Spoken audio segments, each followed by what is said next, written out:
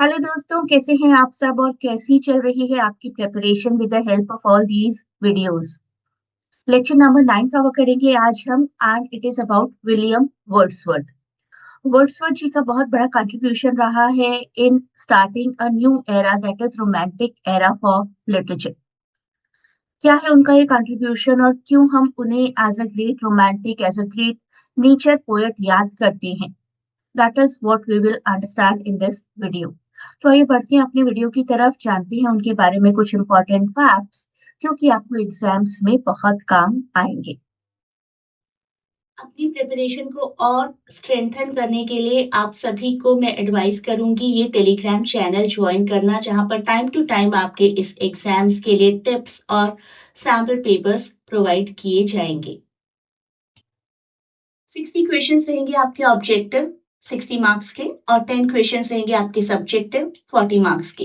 Objective के लिए 0.25 की नेगेटिव मार्किंग भी है, तो अच्छे से सोच विचार करके आपको अपने आंसर को टिक करना है। जानते हैं कुछ बातें वर्ड्सवर्थ जी के बारे में। 1770 he was born in 1850 he did die. बहुत ही मेजर पोएट थे रोमांटिक एरा के। नेचर इमोशन कॉमन लाइफ से जुड़ा हुआ माना जाता है और लीडर थे बेसिकली रोमांटिक मोमेंट के। Not just a romantic poet, the poet who taught literature to feel. उन्होंने हमें बताया कि लिटरेचर को आप किस तरीके से फील कर सकते हैं। At a time when poetry was artificial and decorative, Wordsworth turned towards nature, simplicity and genuine human emotions. पूरी तरीके से उन्होंने इंग्लिश पोएट्री की डायरेक्शन को चेंज कर दिया हमेशा के लिए। एजुकेशन के बारे में कुछ बात करते हैं। He studied at saint John's college in Cambridge university. बहुत ज्यादा इंटरेस्टेड नहीं थे फॉर्मल एकेडमिक्स में, क्योंकि नेचर पसंद था उन्हें। Though he studied at Cambridge, books alone could not teach him what rivers, mountains and memories could. तो वो ज्यादा सीखना चाहते थे नदियों से, पहाड़ों से, पर्वतों से, अपनी यादों से। This resistance to formal education, इसी ने उन्हें इंस्पायर किया लेटर टू बिलीव कि विजडम जो है वो एक्सपीरियंस और नेचर से आती है, ना कि किताबों से। फर्स्ट जनरेशन के रोमांटिक पोएट्स पर फ्रेंच रेवोल्यूशन का बहुत इन्फ्लुएंस रहा था। उन्होंने फ्रांस को विजिट भी किया था ड्यूरिंग द फ्रेंच रेवोल्यूशन जो कि 1789 में शुरू हो गया था। रेवोल्यूशन के आइडियल से शुरुआत में वो इंस्पायर्ड थे, लेकिन धीरे धीरे उन्हें लगने लगा कि ये बहुत केयोटिक होता जा रहा है। तो French revolution basically awakened Wordsworth's faith in humanity. The violence जो बाद में हुआ ना, that later disillusioned him. He never lost hope in human goodness, although a hope that quietly is visible in all his poetries. तो उनकी सभी poetries में हमें ऐसा नजर आता है कि वो नेचर से एक्सपेक्ट कर रहे हैं कि दुनिया में एक तरीके की शांति आ जाए। और लिरिकल बैलेड जो उन्होंने लिखा along with S.T. Coleridge, that is considered to be the beginning of romantic era. Lyrical ballad was not just a book, it was a literary revolution. Wordsworth proved that the lives of common people, villagers, shepherds, and ordinary human beings वो भी वर्दी है poetry के लिए।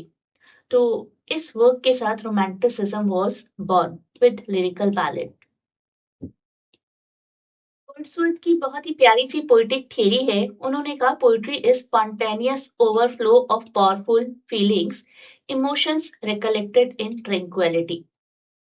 Poetry जो है ना वो आपको एकदम से अपील करती है। ऐसा नहीं है कि आपको कोई प्रोफेशनली लिखवा पाएगा जबरदस्ती कुछ कि आज मेरे लिए या इस पेड़ के ऊपर या इस पक्षी के ऊपर एक पोइट्री लिखी। ऐसा नहीं हो सकता। पोइट्री जो है ना वो एक ट्रू पोएट को ऑटोमेटिकली अकर होती है। उनको फील होता है कि wow what a beautiful thing, इस पर मुझे पोएट्री लिखनी है। तो spontaneous overflow of powerful feelings, और उन पावरफुल फीलिंग्स को फिर आप शांति से बैठकर कहीं ना कहीं पेन एंड पेपर लेकर एक पोएट्री की शेप देंगे, तब वो एक अच्छी पोएट्री निखर कर सामने आएगी। इनकी कुछ इंपॉर्टेंट पोएट्रीज के ईयर्स देख लीजिए। I wandered lonely as a cloud, जिसको पॉपुलरली डेफोडिल्स भी बोला जाता है, 18 1807 की पोएट्री है सॉलिटरी रीपर भी 1807 की है and Lucy poems is a collection 1799 से 1801 का। वर्ड्सवर्थ शॉर्ट पोम्स उनका काफी अच्छा जीनियस दिखाती हैं। He written mainly between 1799 and 1807 and all these poems basically transform ordinary scenes। एक फील्ड है डेफोडिल का, एक सॉलिटरी गर्ल है जो गाना गा रही है, उसके डीप इमोशनल एक्सपीरियंसेस हैं।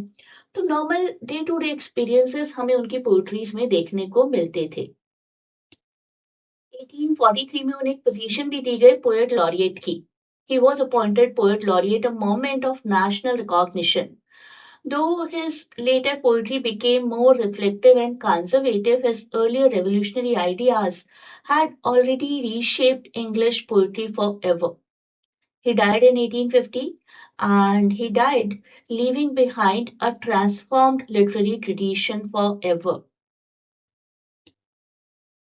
Popular lines देखते हैं. Our birth is but a sleep and a forgetting from immortality. Bliss was it in that dawn to be alive, but to be young was very heaven. The child is the father of the man. Our birth is but a sleep. काफी popular है. It shows how, childhood connects us to divine, to God. जब हम पैदा होते हैं तब हम God से कनेक्टेड होते हैं। Full of wonder we later forget but we never truly lose the connection. हम ट्रूली वो कनेक्शन लूज तो नहीं करते लेकिन एक स्लीप की तरह होता है, धीरे धीरे धीरे हम वो डिवाइन कनेक्शन भूलते चले जाते हैं। ब्लिस वॉज इट उन्होंने लिखा था फ्रेंच रेवोल्यूशन के टाइम पीरियड के लिए कि फ्रेंच रेवोल्यूशन इतना केओटिक था कि उस टाइम में जिंदा रहना अपने आप में एक ब्लेसिंग थी, और अगर आप यंग हो it was heaven. The child is the father of the man, from my heart leaps up. It reminds us that innocence, curiosity and feeling of our childhood basically हमें एक शेप प्रोवाइड करती है कि हम किस तरीके के अडल्ट्स बनेंगे। तो सभी लाइंस में कहीं ना कहीं बहुत ही डेप्थ है और बहुत ही फिलोसॉफिकल ट्रूथ है हमारी लाइफ्स का। मुझे पर्सनली उनकी डेफोडिल्स पोएट्री बहुत ही पसंद है, बहुत अच्छे से नेचर दिखाया उन्होंने इसमें। वर्ड्सवर्थ जी सिर्फ एक पोएट नहीं थे, वो एक ऐसे थिंकर थे जिन्होंने हमें सिखाया कि जिंदगी की असली खुशी नेचर और इमोशंस में छिपी है। उनकी पोएट्री में हम सिंप्लिसिटी, इनोसेंस और ह्यूमन फीलिंग्स को महसूस कर सकते हैं। एक फील्ड ऑफ डेफोडिल्स उनके लिए सिर्फ फ्लावर्स नहीं थे बल्कि यादें, शांति और इंस्पिरेशन का सोर्स थे। वर्ड्सवर्थ कहते थे कि नेचर ही हमें मॉरल स्ट्रेंथ और इनर पीस प्रोवाइड कर सकता है। आज भी उनकी बहुत सारी पोएट्रीज, बहुत सारी कविताएं हमें याद दिलाती हैं कि लाइफ में असली ब्यूटी एम्बिशंस या स्टेटस या मनी नहीं है बल्कि सिंप्लिसिटी और अवेयरनेस है। इसी वजह से वर्ड्सवर्थ सिर्फ पढ़ने के लिए नहीं बल्कि महसूस करने के लिए भी एक अच्छे पोएट है। वर्ड्सवर्थ जी की इंपॉर्टेंट पोएट्रीज का एक कलेक्शन है मेरे पास प्लेलिस्ट के फॉर्म में, आप इसको भी जरूर स्टडी करिए। For Wordsworth, poetry begins in emotions but matures in calm reflection. This balance between, feeling and thought makes his poetry deeply emotional and philosophically very rich. अब आपके लिए question. In which poem does the line "Our birth is but a sleep and a forgetting" appear? A, B, C, D, whatever you feel. Give me the answer in comments. Tier 2 exam के लिए अगर कोई live preparation चाहता है मेरे साथ live sessions में, live classes में, तो they can connect through Telegram पर आप इंक्वायरी कर सकते हैं कि लाइव सेशंस आप किस तरीके से ज्वाइन कर सकते हैं, कैसे कनेक्ट हो सकते हैं। जनरली मैं मॉर्निंग सेशंस कंडक्ट करती हूँ लाइव क्लासेस के लिए अराउंड 11 और 12।